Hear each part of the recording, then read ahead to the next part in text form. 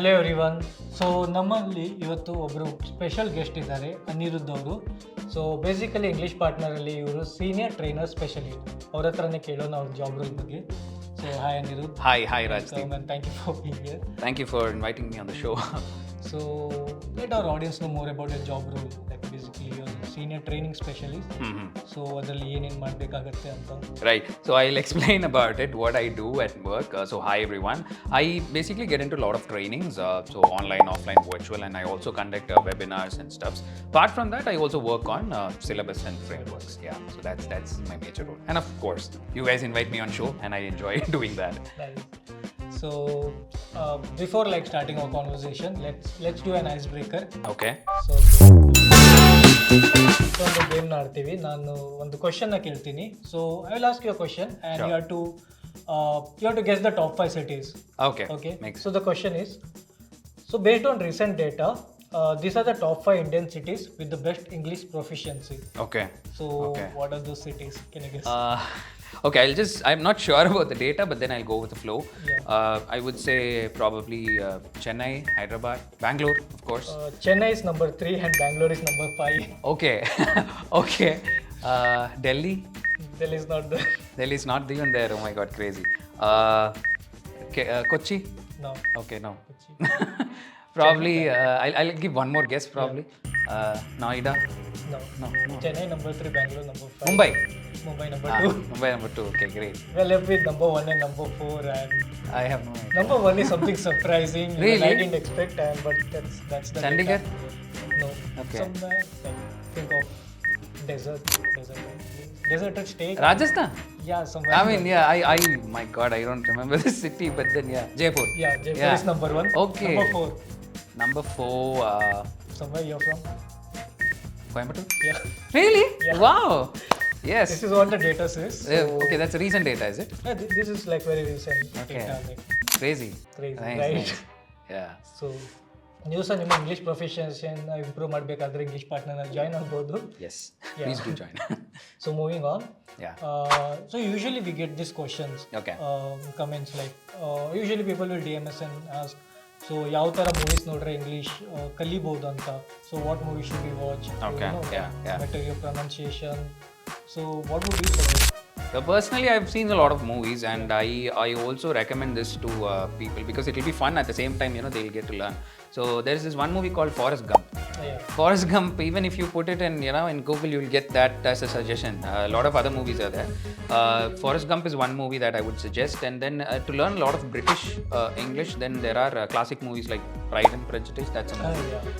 That's a good one. Yeah. And there is also this series called Friends, right? That is good for that's pretty much into American English, and I think so. The Social Network is another movie where you can relate to a lot of American thing. And then you also have The King's Speech. That's good. That's a good one. For intermediate students. That will be pretty. Yeah. So there are a lot of other things, and I personally love Harry Potter series. Yeah. You're a Potterhead, right? Yeah. Yeah. Even my sister actually likes a lot of Harry Potter movies, and I got influenced by that because Harry Potter also has more of British English. So that's even more engaging, and for kids as well. Across all age groups can learn. I think the thing with Harry Potter is quite engaging. Yes. It's something like we know. Yeah. Like even if for the people who haven't seen Harry Potter, they know like the vans. Yes. There are like particular elements they already know. So Very that's true. something that will like keep them engaged. Yeah. I think that you can go with that. You have a lot of series. So basically, you have to watch continuously to get used to the language. So that's why series is suggestible, or a different part movies. Yeah, that's also Friends is one of the good ones. So okay, that's ಹೇಳಿದ್ದೆಲ್ಲ my note down ಮಾಡ್ಕೊಳ್ಳಿ. Yeah. If you want more, like you can comment us and Yes, please do comment, and they can also suggest. Yeah, you can suggest like during live they will like That's suggest nice. things and Crazy, that's good. so moving on. Yeah. So as a senior trainer specialist, you might come across like basically in English partner ನಮ್ಮಲ್ಲಿ age restrictions ಇಲ್ಲ. ಚಿಕ್ಕ ಮಕ್ಕಳಿಂದ ದೊಡ್ಡವರು ಎಷ್ಟು ಏಜಿನವರು ಕಲಿಬಹುದು, ಯಾರು ಕಲಿಬಹುದು. So you might have come across like different types of students. Basically might it be in webinar or when you prepare syllabus, you don't like prepare like keeping like one particular audience in mind. Correct. ಚಿಕ್ಕವರಿಗೂ ಮಾಡಬೇಕು, ದೊಡ್ಡವರಿಗೂ ಮಾಡಬೇಕು. Yeah. You should keep in mind about like the working professionals, Yeah, students. college students. Yeah. Yes. So how does it work? Like, do you have any suggestions for the people who want to, like learn English, like? Right. So when it comes to training, right, from my training experience, I can share a few insights that might be helpful, I believe. So when I take up training, right, I make sure that there are always this universal content that is kept, regardless of the age, right? So for example, daily use sentences, the way you use English in your life as a life skill, right? So we can easily segment it as well when we take the webinar or when we do the training. So for working professionals, it's more about a diplomatic communication, right? Like basically you should not hurt someone. So if I don't want to, let's say for example, you're asking me for a video or giving me a task, if I say no to you just like that, like a kid, obviously you will get hurt.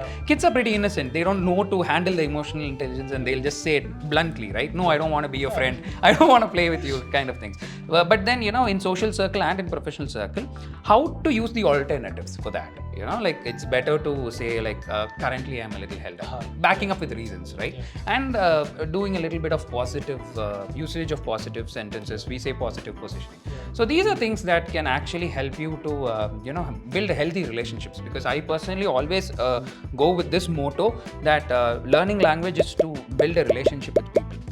Right, a lot of people, personal and professional life. Obviously we all might have encountered our own personal life relationships which might have been a little bit bitter because of communication, right? Arguments, heated debates, and sometimes it's about being a little bit personal, but at the same time if you use it in a positive way, your relationship will get strong.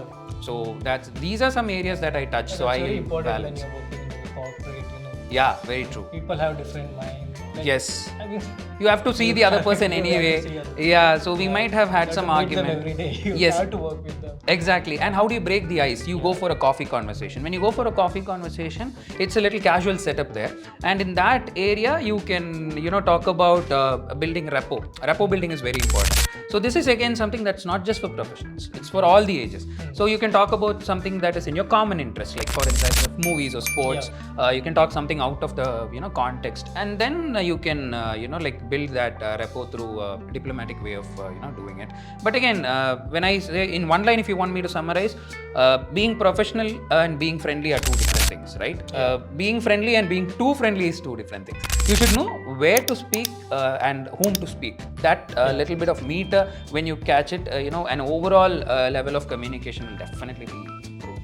So this is how I keep in mind, and then I give examples when I facilitate, when I train, I give them scenarios and stuff. So according to the group that And do you find any difference in their response, like Yes.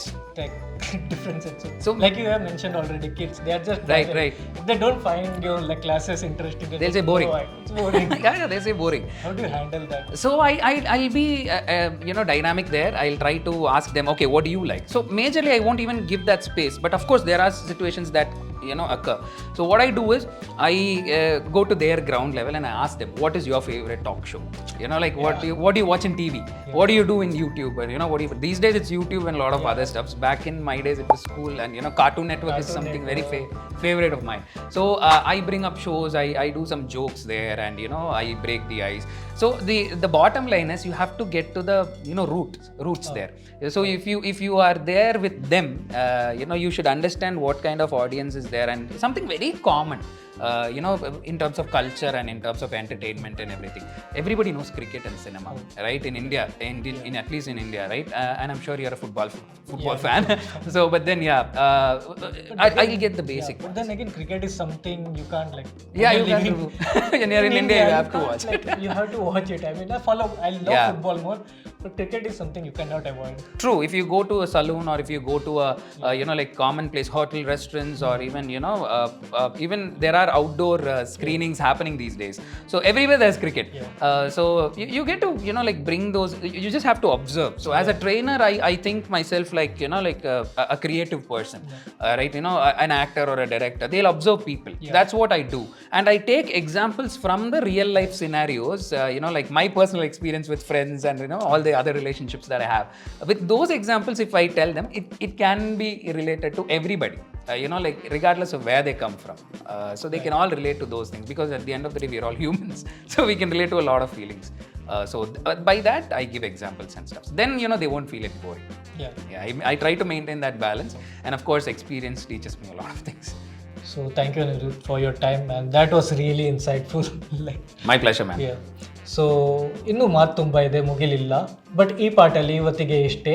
ನಾವು next ವಿಡಿಯೋದಲ್ಲಿ ಇನ್ನೂ ಕೆಲವು ಮಾತನ್ನ like you can like watches. And so ಅಲ್ಲಿ ತನಕ like don't forget to subscribe to English partner Kannada channel. Hit the bell icon.